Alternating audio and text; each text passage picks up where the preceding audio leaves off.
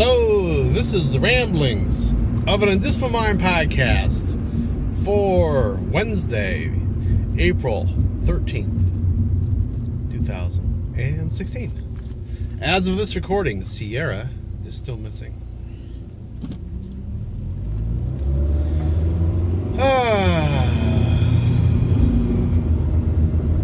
So I was thinking about clickbait. You know, there's a lot of it out there.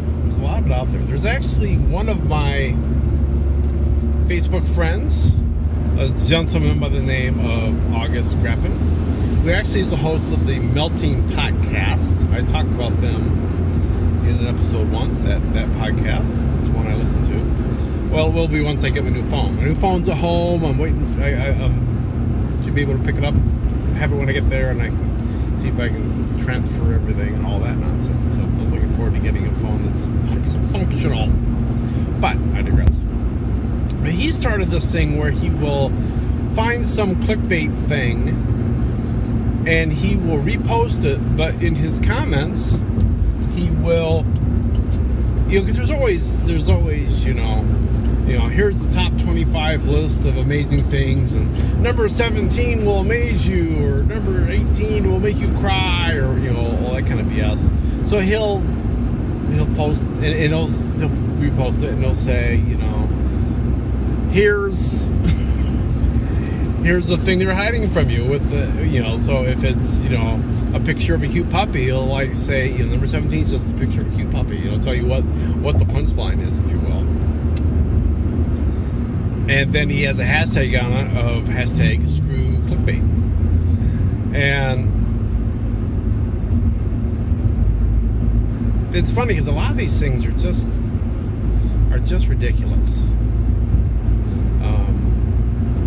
That they come up with. There are some of these things that it sounds interesting enough, I'll click on it when it comes through.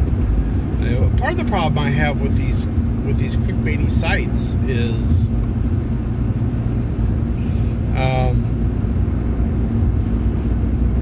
they're horrible. They're horrible websites, and I think I'll get to that. So there are these websites. So if you see a top 30 list or whatever, top whatever list, it's not like in olden days where you'd have like a blog and there would be a list and you would just scroll down. No, now they've got a picture and maybe a little paragraph with the text, and you got to hit a next button, and so you're supposed to sit there and page through it. And the amount of content that you're looking for on this webpage is probably like 5%, and the rest of it's ads. It's all ads, and they take forever and a frackin' day to load up because it's got all these graphical ads and banner ads and crap, and you got 13 things that look like the button for the next picture, but they're really taking you to some ad, and it's just ridiculous. I didn't really understand what's the point of these websites. If you want people to come and look at your content, what's the point of them? And I was literally walking out to the car thinking about this just a couple minutes ago, and I'm like, so what is the point of these websites? And it dawned on me, because usually you think they're tracking by clicks. I put an ad on your page, and I'm going to look at how many times people click coming from your page. And if it's a high number, I'm going to consider that advertising dollars well spent. If it's a low number, then I'm going to consider that advertising dollars that were wasted. That's kind of the normal model as I understand things. But all I can figure is that these sites are somehow getting paid by views, not by clicks. Because I don't click on any of these ads unless it's by accident, and then I immediately close off, and then not very often. And the thing is, when I'm going to look at these things, I only do it on my phone. I don't do it on my PC, because there seems to be fewer viruses out there in the wild for Android. So I only ever will look at these things on the phone, but they're slow as heck, even on Wi-Fi, slow as molasses. So yeah, I'm kind kind of into the screw clickbait mode, and I think I'm to the point where if there's something that looks like it's going to be something like that's one of these clickbaity sites with 500 million ads on them, I'm just going to abstain, even though it might look interesting. If the link doesn't look like something that's going to be like taking me to an article, I'm not going to bother, because on the off chance that they are getting paid based on views, I don't want to put money in their pockets for crappy websites.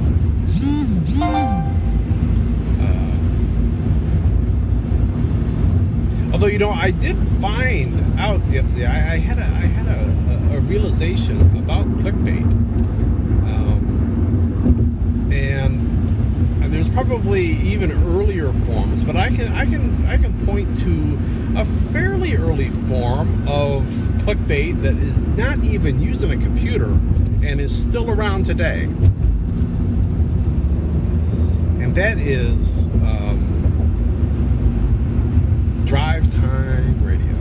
Especially any station that is doing music, and so they have an afternoon show or a morning show, they clickbait you all the damn time.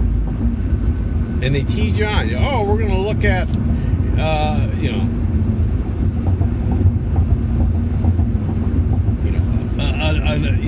there'll be some salacious tagline into it. I'll tell you in 10 minutes.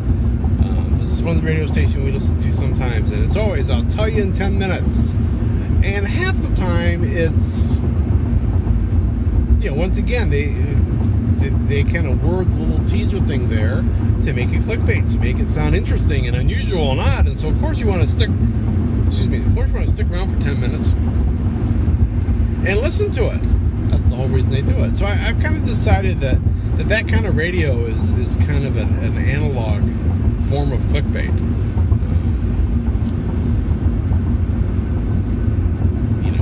In certain instances, I suppose the old TV Film at 11 might be too, depending upon how they chose to tease it to you. So, yeah, it's been around a while. I don't expect it to go away, but for my part, I'm going to do my best to,